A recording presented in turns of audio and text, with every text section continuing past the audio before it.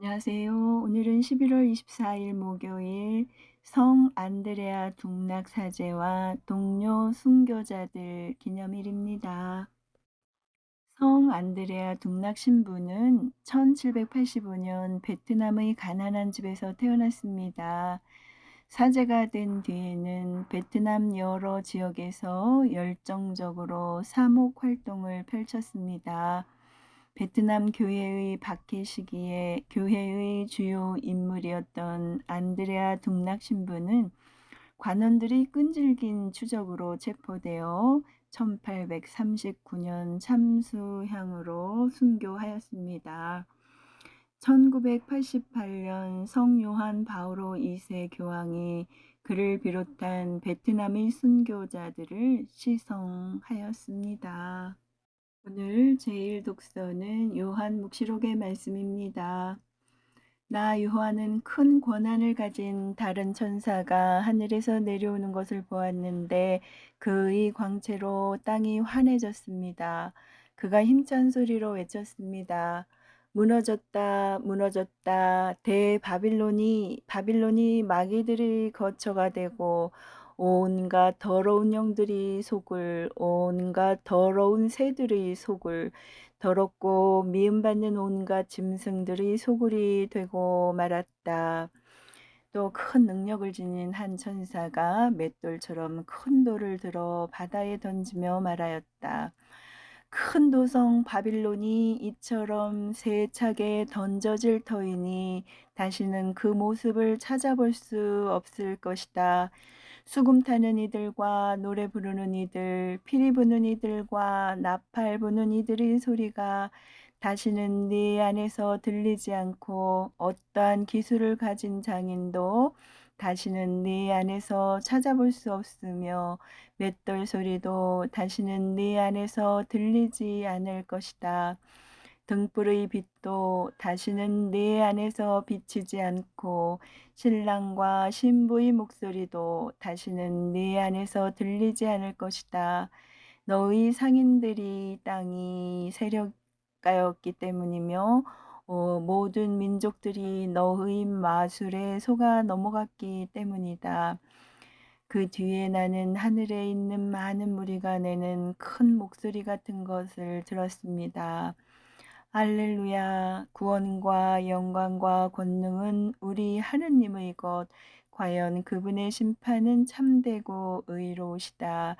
자기 불륜으로 땅을 파멸시킨 대탕녀를 심판하시고 그 손에 묻은 당신 종들의 피를 대갚아 주셨다. 그들이 또 말하였습니다. 할렐루야. 그 여자가 타는 연기가 영원 무궁토록 올라간다.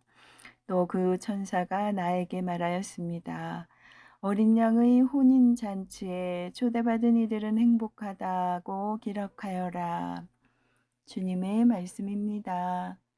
하느님 감사합니다. 이어서 루카 복음입니다. 그때 예수님께서 제자들에게 말씀하셨다. 예루살렘이 적군에게 포위된 것을 보거든 그곳이 황폐해질 때가 가까이 왔음을 알아라. 그때에 유다에 있는 이들은 산으로 달아나고 예루살렘에 있는 이들은 거기에서 빠져나가라. 시골에 있는 이들은 예루살렘으로 들어가지 마라.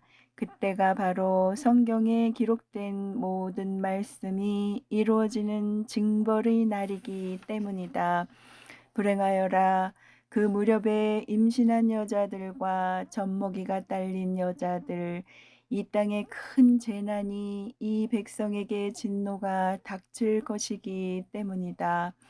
사람들은 칼날에 쓰러지고 포로가 되어 모든 민족들에게 끌려갈 것이다.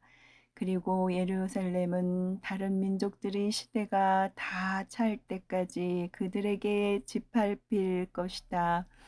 그리고 해와 달과 별들에게는 표징들이 나타나고 땅에서는 바다와 거센 파도 소리에 자지러진 민족들이 공포에 휩싸일 것이다. 사람들은 세상에 닥쳐오는 것들에 대한 두려운 예감으로 까무러칠 것이다. 하늘의 세력들이 흔들릴 것이기 때문이다. 그때에 사람의 아들이 권능과 큰 영광을 떨치며 구름을 타고 오시는 것을 사람들이 볼 것이다. 이러한 일들이 일어나기 시작하거든 허리를 펴고 머리를 들어라. 너희의 속량이 가까웠기 때문이다. 주님의 말씀입니다. 그리스도님 찬미합니다.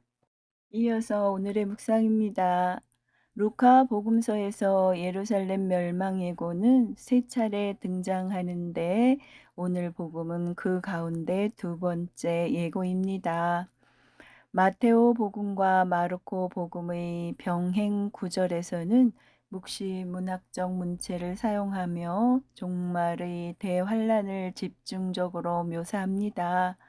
반면 누가 복음은 예루살렘 파괴를 역사적 사건에 더 초점을 맞춥니다.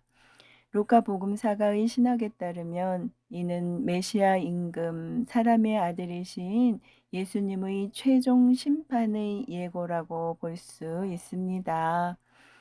나아가 예루살렘에만 한정되어 있던 구원이 그리스도의 십자가 죽음과 부활을 시작점으로 모든 민족들에게 뻗어 나간다는 보편적 구원의 주제를 다룹니다.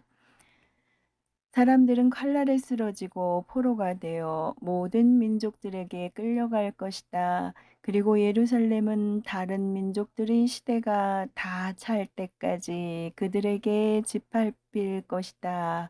라는 내용은 하느님께서 이루시는 구원이 이제 유다인들에게만 머물지 않고 만백성에게 선포될 것이라는 뜻으로 해석할 수 있습니다.